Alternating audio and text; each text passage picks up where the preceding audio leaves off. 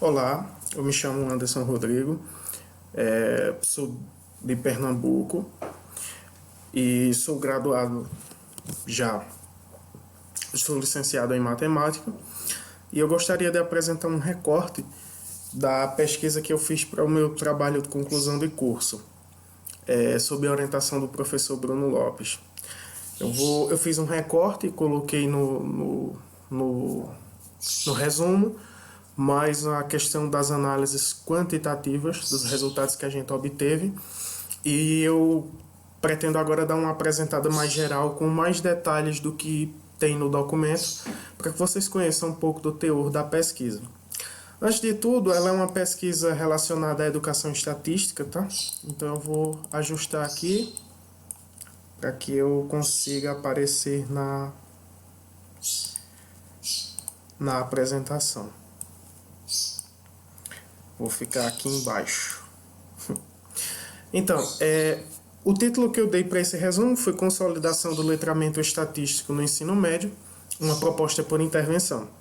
Como eu disse, fui orientado pelo professor Bruno Lopes Oliveira da Silva. Quando a gente pensa em estatística, e eu acho que 2020 ele é um marco nesse sentido de que o aluno precisa ter contato e precisa saber trabalhar com dados, eu acho que uma coisa que entra como primordial é o letramento estatístico. Aqui no rodapé vai ficar aparecendo sempre o título original do meu trabalho, tá? Desse trabalho de conclusão de curso, e eu estou esperando a publicação na revista científica dele. Então, a gente usa como justificativa que o modelo atual de ensino de estatística, da matemática na disciplina de matemática, na educação básica, ela ainda hoje ela se resume muito a algoritmos. E a estatística ela precisa de um lado a mais, de um quê a mais. E esse quê é justamente o trabalho com dados, a interpretação desses dados, muito além do cálculo. Então, existe uma demanda social, e essa demanda ela é sustentada por Cazorla, Gall e Watson, que essa demanda social ela exige que a escola também seja um ambiente que propicia esse desenvolvimento do aluno relativo a essas demandas de estatística. Então, ele não precisa apenas calcular, ele tem que conhecer o ciclo investigativo. Então, através disso, a gente entra com uma proposta, né? Os parâmetros curriculares no ensino médio, ele já traz esse documento de 2002, ele já traz que o objetivo do ensino de estatística é capacitar o estudante para compreender e interpretar situações, para se apropriar de linguagens específicas, argumentar, analisar e avaliar, tirar conclusões, tomar decisões e generalizar. Então, é justamente nesse caminho que a gente vem. Então, a gente trabalhou com um objetivo geral na pesquisa de investigar de que maneira os estudantes desenvolveriam suas habilidades de interpretação ao envolver-se com a atividade de letramento. Então, eu vou me focar muito aqui. Vamos passar um pouquinho sobre o modelo do letramento estatístico. O Gall, ele elabora esse modelo e ele traz dois componentes principais, que são os componentes de conhecimento e de disposição. Os componentes de conhecimento, eles têm a ver com aquilo que são as ferramentas que o estudante precisa, ferramentas matemáticas, ferramentas estatísticas, para que ele possa compreender corretamente e interpretar dados. Então, tem as habilidades de letramento. Essas habilidades de letramento, ela vem realmente do português, essa ideia de letramento. O conhecimento estatístico, matemático, contextual e crítico. E, além disso, ele não deixa de lado uma coisa que influencia a gente na hora de interpretar dados, que é as questões de disposição, aquilo que é inerente a nós mesmos, como crenças e atitudes e o seu posicionamento crítico, a capacidade que esse estudante ele tem de confrontar dados e de questionar esses dados, tá? Então, a gente segue a intervenção com um modelo de ensino de estatística de Ramsey, que ele vai dizer que a gente precisa de trabalhar por etapas. Então, a gente primeiro conscientiza os alunos dos dados, depois procura entender os conceitos de estatística ali envolvidos, cria um processo de coleta desses dados. O aluno, ao fazer isso, ele precisa dominar as habilidades para fazer esse processo e, por fim, ele precisa de comunicar esses dados. Então, basicamente, o que a gente vê aqui é um ciclo investigativo, né? Ele é um ciclo investigativo que ele vai procurar trabalhar com o aluno a possibilidade dele participar, dele ter contato real com todas as fases de uma pesquisa estatística, desde o planejamento dos dados, desde o planejamento, coleta, interpretação e comunicação de dados. A metodologia ela foi praticamente, a gente aplicou uma avaliação diagnosticada, sustentada por Goodhart, que ela é uma avaliação de pré-teste. A gente queria ver como é que esse aluno estava com alguns conceitos de estatística que, por orientação curricular, pelos parâmetros, o aluno já tinha tido esse conhecimento, ele já tinha entrado em contato com ele. Então a gente tinha que verificar em que fase isso estava. Depois a gente fez uma intervenção, que foram as propostas de pesquisa, vai detalhar melhor. E depois a gente fez uma verificação final com a reaplicação desse pré-teste para ver o quanto esses alunos conseguiram melhorar suas habilidades, tanto na questão do cálculo quanto na questão interpretativa. Então a gente foi para uma escola de ensino médio, a escola de ensino José de Almeida Maciel aqui. A gente pegou uma turma de primeiro ano, dado o tempo que a gente tinha para fazer essa pesquisa, eu estava no último semestre já, então a gente escolheu, foi uma amostra probabilística, tá?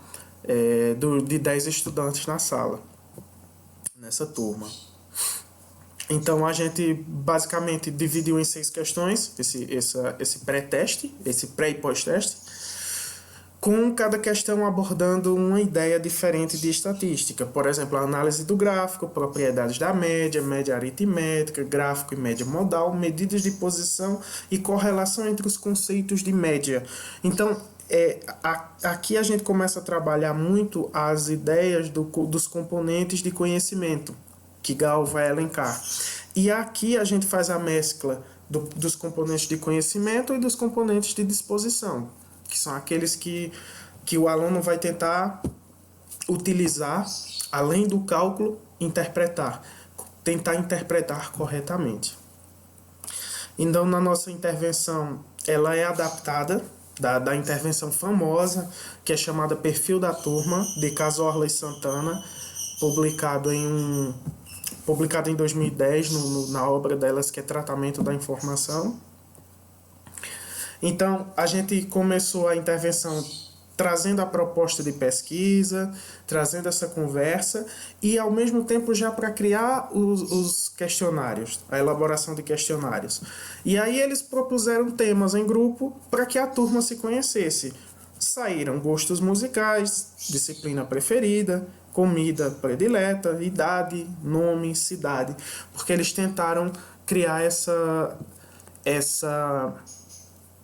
ligação da turma, porque a gente trabalha com uma turma de primeiro ano do ensino médio, então os alunos eles vêm de outras escolas, eles ainda estão se conhecendo ali, e a proposta é justamente traçar o perfil da turma com essa intervenção.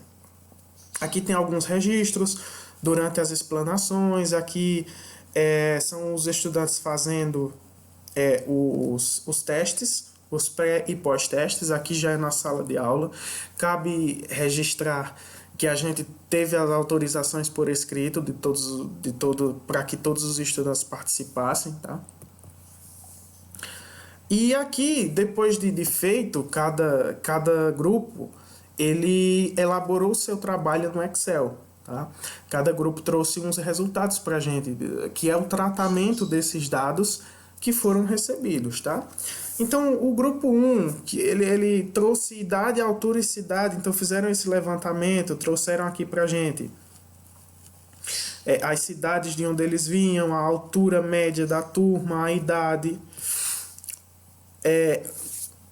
Trabalhamos essas fórmulas aqui, eu trabalhei com uma obra de Vieira, para trabalhar com eles. Eu achei um texto muito adequado para trabalhar com eles. E aqui a gente vê as medidas da idade e a altura, que são variáveis quantitativas, então a gente consegue extrair essas medidas tranquilamente com eles. Então teremos a média, a mediana, a moda e as variâncias populacionais. Tá aqui, as amostras, vocês veem que realmente elas têm muita semelhança com a faixa de idade que a gente estava trabalhando, que era uma turma do primeiro ano. Os grupos 2 e 3, eles trouxeram para a gente os esportes favoritos e as músicas favoritas, os estilos musicais favoritos. Então eles compilaram e trouxeram em formato de gráfico, colunas e de barras. O grupo 4 e 5, o grupo 4 ele colocou as disciplinas favoritas aqui e o grupo 5 as comidas favoritas. O que é que a gente vê? Houve um momento de debate na comunicação dos resultados desses grupos, que foi o tipo de gráfico utilizado que não era o adequado para alguns dados. Por exemplo, o gráfico de linhas, ele é adequado apenas para uma análise através do tempo, uma análise temporal. E aqui não era uma série temporal que estava sendo trabalhada. Então, tudo isso a gente conseguiu conversar com eles, conseguiu chegar num consenso para que fosse reelaborado. Tá? E aqui, basicamente, na primeira questão, a gente tinha aqui um gráfico e pedia para que eles, para saber se a média e a mediana seriam boas medidas para representar. Antes da intervenção tivemos 4 acertos, depois tivemos 7, tivemos um saldo de mais 3. Essa segunda questão aqui, que ela trabalha, além do cálculo, da compreensão, ela também trabalha a ideia de tomar uma decisão conforme dados estatísticos. Não tivemos nenhuma evolução, nem involução, tivemos a mesma quantidade de acertos no pré e pós.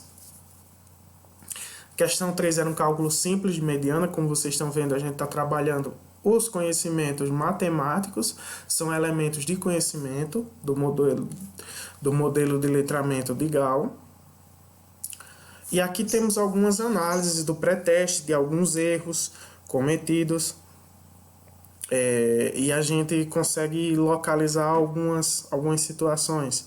Por exemplo, o aluno 3, ele desconsiderou a densidade de frequência de cada classe dessa, então ele apenas colocou as classes para tirar a mediana. É um exemplo clássico de um erro que acontece por um erro da leitura da tabela. Então isso mostra que, de certa forma, as questões de letramento estatístico elas ainda precisavam de melhor trabalho, e foi baseado nisso que a gente fez a intervenção, né?